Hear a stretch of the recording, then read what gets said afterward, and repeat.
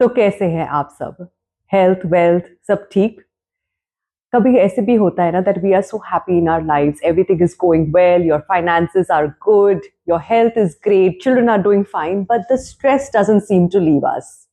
Well, in this podcast space, we will go deep to understand what is holding you back, what is causing stress in your life in spite of everything going fine in your life, and what are the solutions and spiritual secrets that can help you live better. You may have tried many paths before and still you are seeking solutions. And don't worry, यहाँ पर हम कुछ बेच नहीं रहे. No courses, no fees, no conditions. बस pure knowledge shared with love for you to absorb and pass it to the generations ahead. Welcome to Vedic Life School, a space where ancient wisdom meets modern living. Founded by Dr. Rajesh Thorve, a spiritual mentor and a guide with deep knowledge of energy sciences, occult wisdom, and human behavior. He has dedicated his life to simplify ancient truths and bring it into practical teachings that today's generation can easily understand, adopt, and apply. And now we are going to dig into today's episode. आज की ये fast paced दुनिया में stress और anxiety has just become a part of daily life. But is there a deeper way to handle this? In this episode, Dr. Rajesh will share how spirituality, breathwork, awareness, it can completely calm your mind, it can balance your emotions, and it can bring lasting peace in your life. Welcome to the podcast, sir.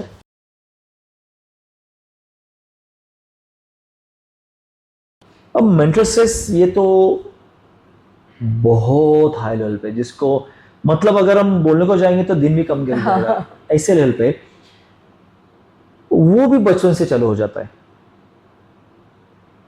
कि माता पिता force करते हैं, ये कर वो मत कर, ये किया तो ऐसा होगा, वो किया तो ऐसा होगा, डराते हैं, धमकाते हैं, वो पहला फर्स्ट आ गया, तूने भी फर्स्ट आना है, वो कितना अच्छा रह रहा है बट तू भी अच्छा ये करे. मतलब देखो बचपन से चालू हो गया मेंटल स्ट्रेस लेना. तभी से शुरुआत हो गई स्ट्रेस की. Correct.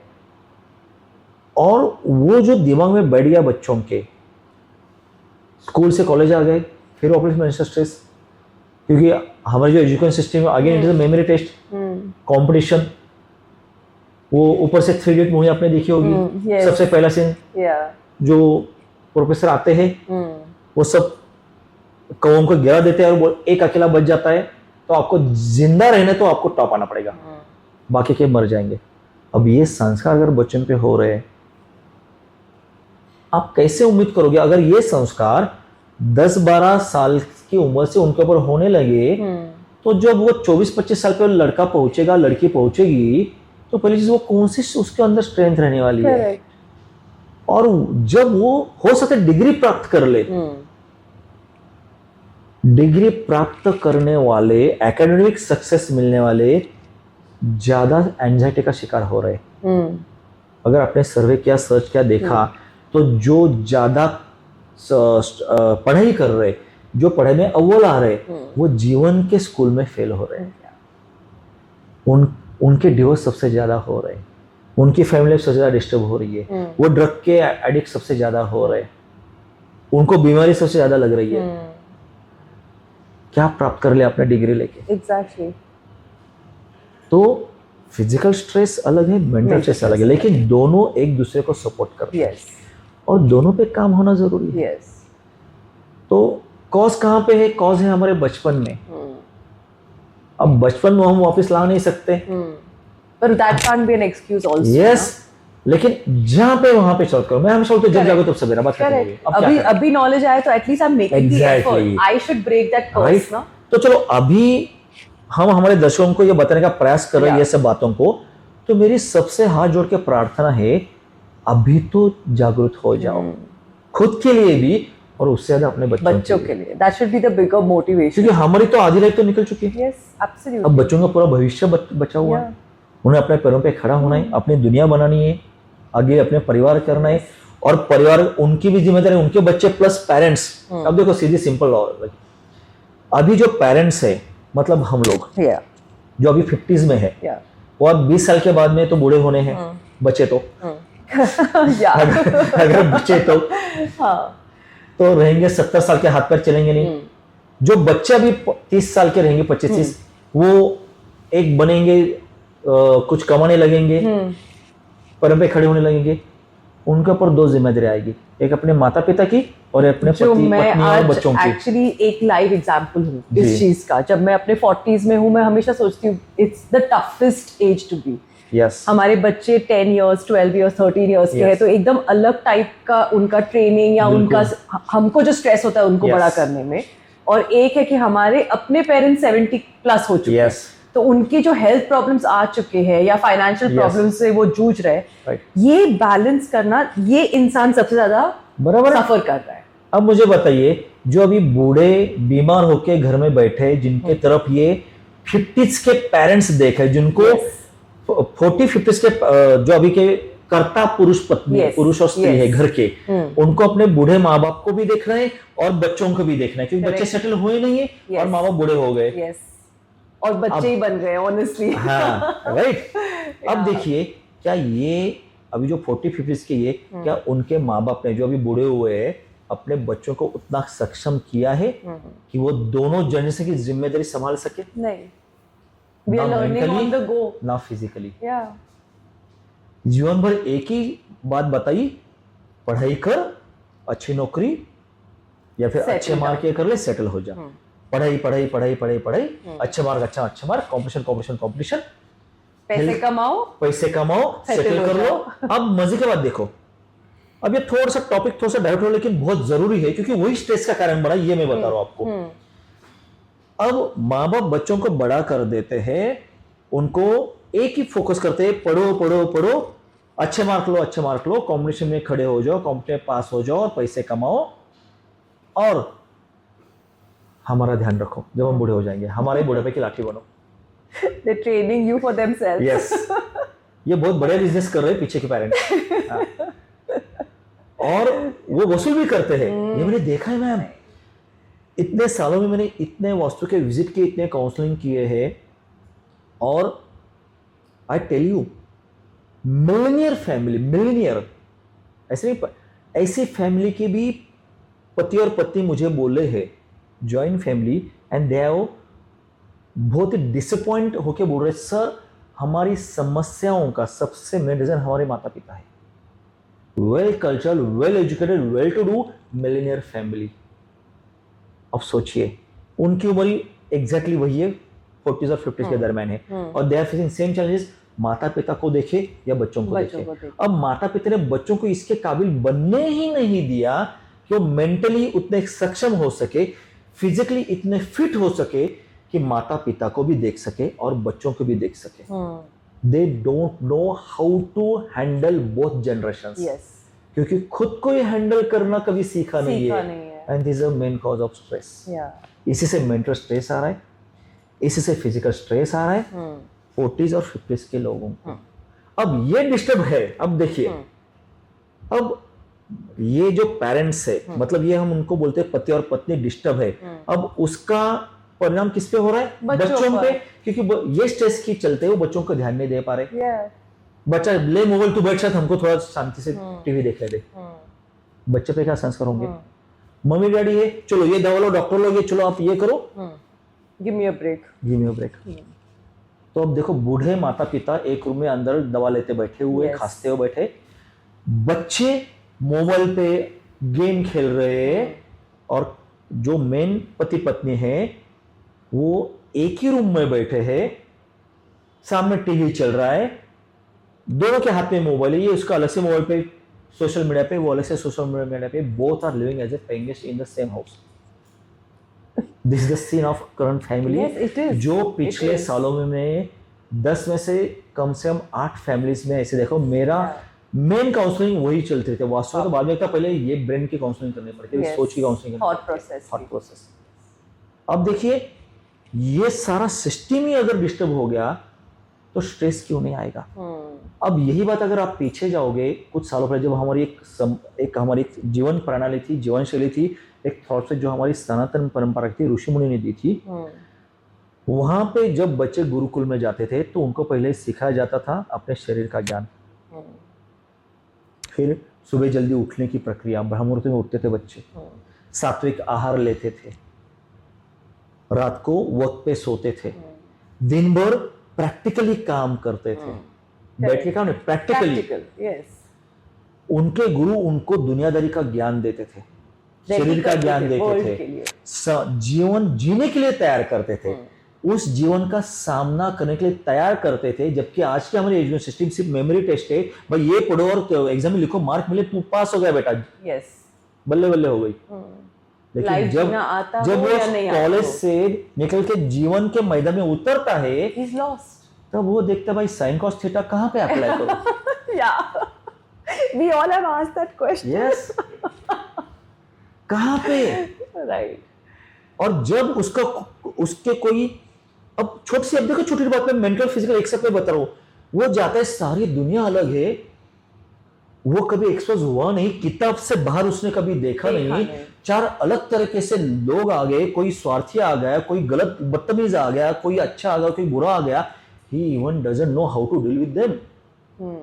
जो बाजू में बैठा उसके साथ हो लिया, Yes. अगर वो सिगरेट फूकने लगा तो ये भी सिगरेट Yes, फूकेगा, correct. क्या करोगे? क्योंकि उसे पता ही नहीं है कि मैंने किसको हाँ बोलना है, मैंने किसको ना बोलना है। तो चाहे वो मेल हो या फीमेल हो, लड़की हो या लड़का हो, सेम ही चीजें हैं। लड़कियों की पता नहीं है how to deal with the क्या। Yeah. अगर 10 नजरें उसकी तरफ बुरी नजर देख रही है, उनको पता ही नहीं है। और मैंने ऐसे फीमेल देखे मैम कि जिनको मतलब शादी की उम्र तक, शादी के बाद 2 बच्चे हुए, still they are not aware about good touch and bad touch. अब बताओ, they are not aware about good touch and bad touch. And I really wonder इनको किसने सिखाया। And that lady is totally innocent. मतलब मैं ऐसे बहुत बार ऐसा कहीं ना कहीं जाता हूँ, जो इतने सालों में बहुत बार ऐसे मैंने ये नोटिस किया है, एक स्त्री इतनी शालीनता से, इतनी निरागसता से मूव कर रही है क्राउड के बीच में, उसके मन में कोई पाप नहीं, कोई मेल नहीं, और आजू बाजू के पुरुष उसको टच कर रहे हैं गलत तरीके से। She even not knowing it, somebody is touching me badly. अब बताओ, अब किसको सही बोले, किसको गलत बोले? अब ये समाज हमारा ऐसा हो चुका है, और हम बोलते हैं पुरुष खराब है, उनकी नीयत खराब है। इधर ये बोलते कि लड़कियां खराब है, छोटे कपड़े पहनती है। लेकिन ये बोलने वाले ये नहीं सोचते कि अरे गलती हमारी, कि हमारे पुरखों ने जो पिछले 2-3 जनरेशन ने संस्कार ही नहीं दिए हैं, और समझ भी नहीं दी। समझ ही नहीं दी है। तो अब ये सारा शुरू कहां से हुआ है? राइट, जब गुरुकुल सिस्टम खत्म हुई तब से।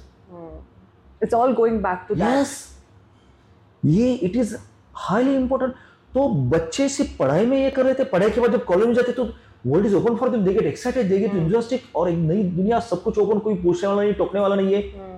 भाग गए, लड़कियां भाग गई एक तरफ, लड़के भाग गए एक तरफ, एक दूसरे माहौल में चले गए। एक दूसरा लकली बचा तो बचा, वरना बाकी तो सारे भाग गए। फिर एग्जाम में कम मार्क आ गए, स्ट्रेस, अट्रैक्शन आ गया, फिजिकल अट्रैक्शन, लड़का लड़की एक हो गए। ऑब्वियसली उनको प्रेम की व्याख्या मालूम नहीं। What is divine love, what is true love, प्रेम किसे कहते हैं पता ही नहीं है। जस्ट फिजिकल अट्रैक्शन, उसको ही वो प्रेम समझ बैठे। और वो एक सर्टेन स्टेज के बाद वो पता लगा ये तो खोखला है। लड़का एक तरफ अटैक हो गया, लड़की दूसरी तरफ, हो गया ब्रेकअप, ब्रेकअप बाद आ गया एंजाइटी, इमोशनल ड्रामा। फिर लड़कियां कुछ और रास्ते पे बोल नहीं सकते, लड़का दोस्तों के साथ कुछ ड्रग एडिक्ट बन गया समझो। तो फिर देखो ये सारा जीवन, मैं सच में ऐसा देख रहा हूं मैम कि ऐसे केसेस अभी पिछले 5-6 साल में इतने हैंडल किए हैं मैंने। मतलब शादी हुई है, बच्चे हुए, बच्चे शादी की उम्र में आ गए और हस्बैंड वाइफ डिवोर्स के स्टेज पे। अब सोचो, शादी को 25-25 साल हो गए, and wife is saying we are living like just like English. हमारा वैसे डिवोर्स हो ही चुका था, हम फिजिकली डिवोर्स ही है, बस हमारे पास ऑप्शन इसलिए हम रह रहे, क्योंकि हम हमारे बच्चों के लिए रह रहे, हम सोसाइटी में नाम खराब हो इसलिए रह रहे, हमारा कागजात पे नाम हो इसलिए हम रह रहे। अब सोचो इंटीमेसी कहाँ पे गई। अब ऐसा माहौल अगर रहेगा तो वो तो स्ट्रेस का ही माहौल हुआ ना, basically you are living in stress. Exactly. तो ये स्ट्रेस यहाँ से जाने से पहले, ये यहाँ है आई एग्री, लेकिन यहाँ पे गया कहाँ से? सराउंडिंग से। यस। और ये सराउंडिंग क्रिएट किसने किया? हमने। काम किस पे करना है? हम पर करना है। हम बच्चों को दोष देना गलती है ना। हम अभी देखो ना, हम बच्चों को दोष दे सकते हैं क्योंकि उनको पता ही नहीं है। अब अनफॉर्चुनेटली हमारे पेरेंट्स को दोष है, वो तो बूढ़े हो चुके हैं, अब उनको दोष नहीं दे सकते, क्या करे दोष देते, गलती तो उनकी ही है। यस यस गलती पिछले 3 जनरेशन में, वापस लो, पिछले 3 जनरेशन जब अंग्रेज इंडिया में आए 18वीं सदी में, पिछले 3-4 जनरेशन को उन्होंने पूरा सिस्टम कोलैप्स कर दिया। या जैसे मैं हमेशा कहता हूँ कि हमारा कल्चर और हमारे एजुकेशन सिस्टम उन्होंने पूरी डिस्ट्रॉय कर दी। और उसके चलते अब पहले देखो, और एक स्ट्रेस का रीजन, अब पहले के जमाने आपने वानप्रस्थाश्रम नाम सुना है? सिस्टम क्या होती थी? हाँ। और कितनी दूर की सोचते थे, देखो वो लोग, हमारे ऋषि मुनि कितनी दूर की सोचते, जैसे बच्चा 8-10 साल का हो जाए, 6-8 साल का एक सर्टेन एज पे, उसको भेजते थे गुरुकुल। वो जाता गुरुकुल में पढ़ने के लिए, मतलब माता पिता से दूर। अब गुरु वहां पे उसको पूरी शिक्षा देते थे, दुनियादारी की, संसार की, खुद की, हर चीज की, व्यवहार ज्ञान देते थे, दुनिया का ज्ञान देते थे, सब कुछ सिखाते थे। अगले 8-10-12 साल में वो पढ़ के वापिस आता था नौजवान बन के। आने के बाद अब वो पूरा तैयार है गुरु के अंदर, गुरु ने उसको तैयार किया है जीवन जीने के लिए, संसार का सामना के लिए, दुनिया में जीने के लिए, और जीवन में आने वाले चैलेंजेस को फेस करने के लिए उसके गुरु ने उसको तैयार किया है। ठीक है, अब ही इज रेडी। अब माता पिता ने उसकी शादी करा दी। शादी करने के बाद उसको ऑलरेडी नॉलेज आ चुकी है जिम्मेदारी कैसे निभानी है, तो he will be very good son, he will be very good husband, he will be very good father also, क्योंकि गुरु ने उसको ज्ञान दे चुका है, ट्रेन किया, ट्रेनिंग मिल चुकी है, और वो खुद अकेला रहना सीख चुका है, माता पिता से दूर। उसके पंखों में वो बल आ चुका है उड़ने का, क्योंकि वहां पे उसको टोकने वाला कोई नहीं था। अगर वो वहां पे कूदता है तो गुरु तो कूद जा, खुश होता, मैं हूं, कूद जा। यहाँ पे माता पिता क्या बोलते, बेटा कूद मत, गिरेगा, लगेगा। We stop. बच्चा ना कूदना सीखता है ना उड़ना सीखता है। और ऐसे पूरी जनरेशन, ऐसे 2 जनरेशन ऐसे बड़े हो गए। आप सोचो, हम इस लेवल पे, अगर हम हमारी तरफ देखते हैं तो 50s में भी हमारे अंदर 20 की भी एनर्जी नहीं है कुछ साहस करने की। और 10 साल का बच्चा हमसे आगे अभी जा सकता है अगर कॉम्पिटिशन लगा दी जाए तो हम डरेंगे। क्यों? क्योंकि हमको सीखा नहीं गया। अब ये रूट कॉज हो गया, हमारी पूरी सिस्टम कोलैप्स हो गया। अब उस वक्त अब क्या होता था, देखो शादी हो गई बच्चे की, माता पिता ने उसको सेट कर दिया, दोनों ने आधार दे दिया, मतलब बच्चों का जन्म दे दिया, उसको बड़ा कर दिया, उसको गुरुकुल भेज दिया, वापस आया, अब उसकी शादी कर दी, दोनों का संसार सेट कर दिया। अब उनको पोता होगा 1-2 साल, जब भी होगा पोता हो गया, पोते को 1-2 साल ये कर दिया, माता पिता चले वानप्रस्थाश्रम। This is the key. वानप्रस्थाश्रम क्यों जा रहे?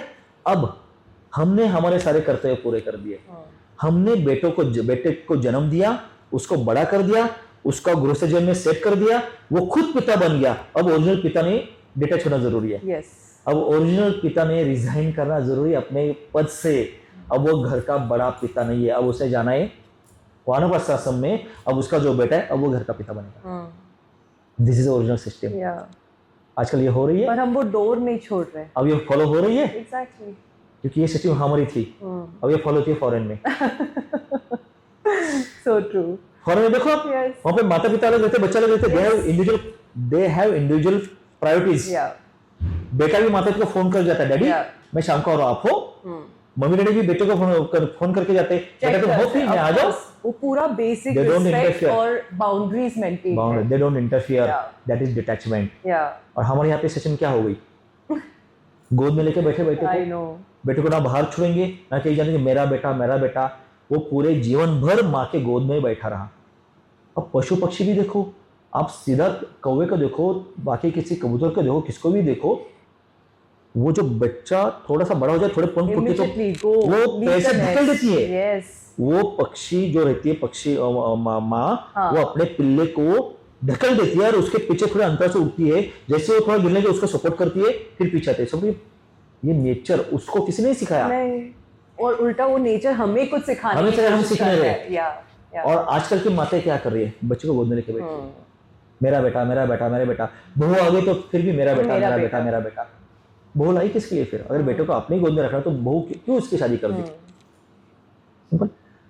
अब वो बहू ना बेटी बनेगी ना बहू बन पाएगी। अब वो बेटा ना पति बन पाएगा ना बेटा बन पाएगा। किसने में सब किया है? आपने।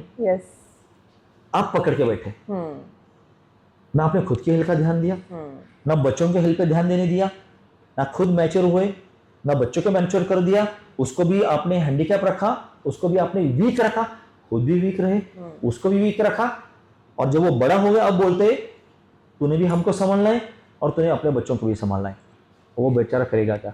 हम एक्चुअली स्ट्रेस का सिलेबस क्रिएट कर रहे हैं यस, अब देखिए this is the cause of stress. या और इम्पोर्टेंस किसको है?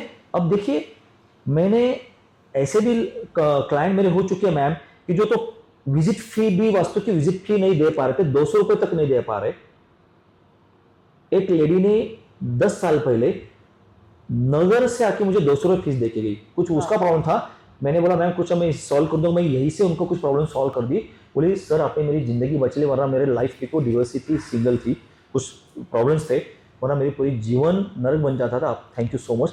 वो आके 200 रुपए दी, मतलब मैम मत दो, कोई जरूरत नहीं है। नहीं, मेरा मन नहीं मानेगा।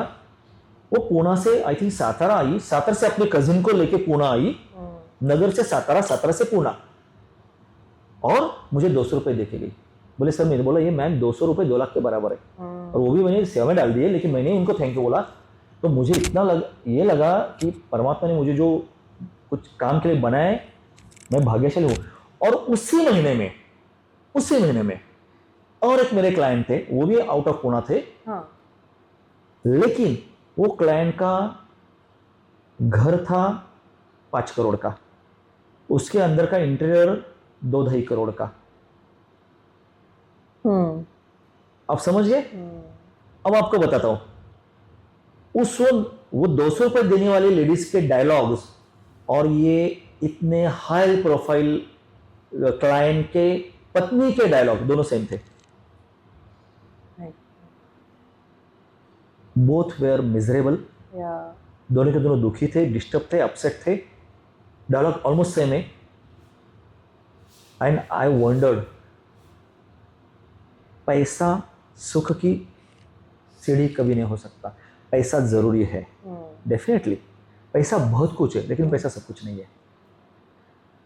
लेकिन हमने पैसे को ही सब कुछ बना दिया, और पैसे के पीछे भागते भागते पैसा कमाने के चक्कर में शरीर खराब कर दिया, और उसी शरीर को ठीक करने के लिए वापस पैसा दे रहे हैं। वो पूरी एक साइकिल कर चुके हैं। This is root cause of stress. अब देखो फिर अब आप मुझे बताइए, स्ट्रेस किसने क्रिएट किया है? हमने खुद। और उसका सॉल्यूशन क्या है? हमारे अंदर ही है। we are the problem, we are the solution. Yes. क्या तो अभी सॉल्यूशन के ऊपर आप हमें बताइए कि अब जो घर बैठे हमें देख रहे हैं जी, मेडिटेशन सपोज नहीं कर पा रहे, स्पिरिचुअल एनर्जी एकदम स्ट्रांग नहीं है, लेकिन स्ट्रेस को हैंडल करने के लिए कुछ सिंपल टिप्स, ताकि वो स्ट्रेस एक बहुत बड़ा वॉल्केनो ना बन जाए। बिल्कुल, कुछ आप वो शेयर कीजिए अभी हमारे साथ। बिल्कुल। अभी देखिए, अभी सबसे पहले अगर ऐसे कोई व्यक्ति ये पॉडकास्ट देख रही है, तो उसके लिए एग्जैक्ट क्या लाइन ऑफ एक्शन क्या रहेगी? ये सिंपल लाइन ऑफ एक्शन बताता हूँ। अब ये है तो बहुत लंबा चौड़ा टॉपिक है, लेकिन अभी उनको संक्षिप्त में बताएंगे तो वो अभी क्या करें।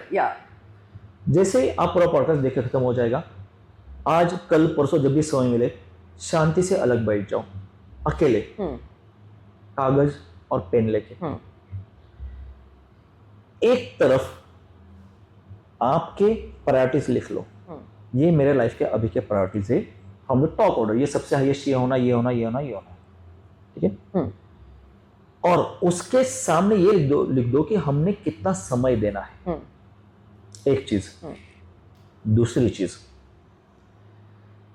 अपने ये हो गया एक एक्सरसाइज, उसका शेड्यूल सेट कर देना है।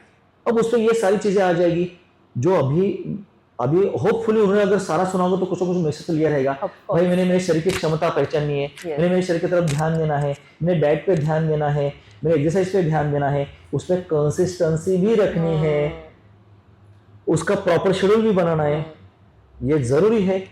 अब इसके हिसाब से प्रायोरिटी सेट करनी है, उसके सामने अपना शेड्यूल लिख देना है, वो करना है उन्होंने कम से कम 3 महीने तक, मिनिमम 3 महीने का। वैसे तो 6 महीने में बोल रहा था, चलो और भी इजी कर देते हैं। मुझे पता है 6 महीने, यहाँ पे एक हफ्ता कोई टिकता नहीं, 6 महीने बहुत दूर हो गया, लेकिन 3 महीने के टारगेट देते हैं, थोड़ा कंफर्टेबल टारगेट। एक एग्जैक्ट हो गया। अब ये संकल्प करना है कि इसको फॉलो करना है, वो भी तारीख लिखनी, उसको 1 तारीख को बिल्कुल नहीं करना है, किसी ने 1 तारीख को नहीं करना है, एक रूल है, हाँ। एक तारीख को नहीं करनी है, एक चीज। दूसरा, खुद के बर्थडे पे नहीं करना हाँ। है। दूसरा, तीसरा, किसी भी मंडे को नहीं करना है। Okay, done. बस। बदनाम करके रखा है उस मंडे को। हाँ, वो एक तारीख को बर्थडे और मंडे बदनाम हो चुके I सच know, में। सच हाँ। में। तो ये नहीं करना है, वो छोड़ के Okay. कोई भी दिन ले लो आप। ठीक है। एक एग्जर्स हो गया। हाँ। अब मेंटल स्ट्रेस जाने के लिए एक बहुत एक्सटर्नल एग्जाम में देता हूँ, और वो करेंगे ना बैठे बैठे, आधा स्ट्रेस वैसे ही खत्म होना है। कागज ले लो, वहां पे ऊपर से नीचे तक जो जो आपके जीवन में ब्लेसिंग्स है, उपलब्धियां है, वो सारा लिख दो। Gratitude, the best. यस। कि चलो मेरे पास होंडा सिटी है, मर्सिडीज वाले को देख के मैं बहुत दुखी हो रहा हूँ, लेकिन अल्टो को देख के मैं खुश भी हो सकता हूँ ना। तो मैं, मेरा चॉइस इज माइन। अल्टो वाले को देख के खुश हूँ या मर्सिडीज वाले को देख के दुखी हूँ, तो सुखी होना दुखी होना मेरे हाथ में है। Correct, absolutely. तो वहां पे ब्लेसिंग लिख दो। भाई इस बंदे के पास 10 रुपए, मेरे पास 50 है, 100 नहीं है लेकिन 50 है, तो कहीं तो भी एक बंदा है जो 10 रुपए का भी है। तो जो मेरे पास है वो ब्लेसिंग ही है। Of course. मैं सांस ले रहा हूँ, मैं देख रहा हूँ, मैं बोल पा रहा हूँ। कुछ सैकड़ों लाखों लोग हैं जो देख नहीं पा रहे, लाखों लोग बोल नहीं पा रहे, लाखों लोग पैर से हाथ से अपाहिज है, कोई की बीमारी ऐसी है, लाखों लोगों के घर पे छत भी नहीं है, मेरे पास छत है, थैंक यू। मेरे डालने के लिए कपड़े, थैंक यू। शरीर टॉप से बॉटम तक सब कुछ है, थैंक यू। आंखें है, कान है, हो बोल सकता हूँ, थैंक यू। ये क्या कम नहीं है? एग्जैक्टली। चलो आपको कोई 1 करोड़ देगा, आप आंख निकाल के दे दोगी? 1 करोड़ देता हूँ ma'am, 2 crore, will you be ready? No. 10 crore दो भी नहीं देगा, तो उसकी वैल्यू, वो वैल्यू नहीं हुई, अनमोल है ये सारी चीजें। तो वो लिख दो अपने ब्लेसिंग्स में। फिर किसी घर में माता पिता नहीं है, किसी घर में है, वो भी एक ब्लेसिंग है। somebody is there, कोई तो इस पीछे पीठ पे हाथ रखने वाला है, दैट इज ब्लेसिंग। उनके अच्छे गुण देखो, उनके बुरे, हर एक, nobody is perfect, nobody is wrong, nobody is right. जो अच्छा है वो लिख डालो पेपर पे, और यूनिवर्स को थैंक यू बोलो। फिर पता चलेगा how much lucky I am. तो एक कंक्लूजन क्या है मैम, इंसान के पास 10 में से 10 कभी नहीं हो सकता। We have to accept it. हम एक्सेप्ट नहीं करते, और 10 में से 7 होता है, 3 नहीं होते, हमारा फोकस 3 पे ही जाता है। एंड रियली वो ऐसे से एग्जांपल्स मेरे पास आए कि एक के पास हस्बैंड का बहुत सारा समय है, वो बोलते हस्बैंड किधर भी जाने तो मेरे को, मुझे पैसा मिलने दो, मुझे पैसे से मतलब है।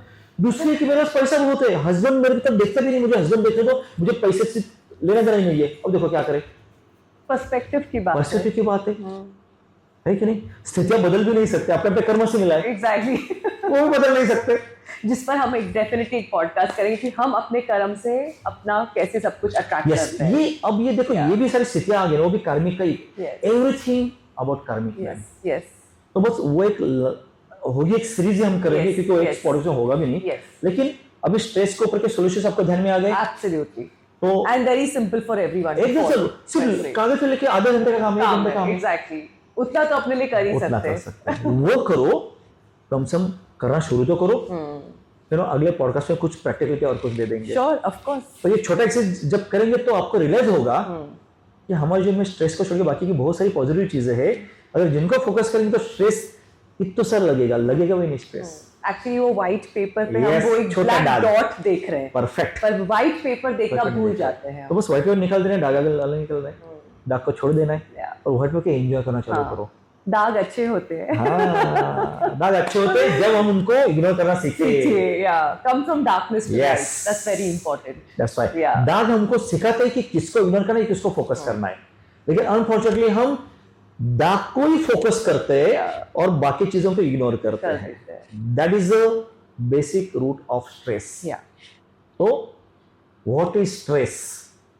Stress is unorganized data collection and getting trapped into it. और उसको स्ट्रेस फ्री कैसे किया जाए? सारे डाटा को रिलीज कर दो एंड रीऑर्गेनाइज कर दो and you will be stress free. Yeah, actually, that makes a lot of sense. Yes. Thank you so much, sir. Thank you so much Yes, to all our thank you so viewers. much. तो आज हमने कुछ seeds sow किए हैं on why we are stressful and how we can come out of it. लेकिन आने वाले episodes में हम आपको और ज़्यादा टूल्स देते रहेंगे और आपको कैसे एक stress free life you can live, हम वो उसमें आपके साथ है, आपकी सहायता करने के लिए है. We will walk this journey together. Just be in touch with the Vedic Life School and let's reach a final happy, stress-free life where you can handle everything that comes your way. If this episode brought you even one moment of calm or clarity, remember, peace is already within you. You just need to slow down and reconnect with yourself. Stay connected with Vedic Life School for more insights, more workshops, and more meditations. Thank you so much.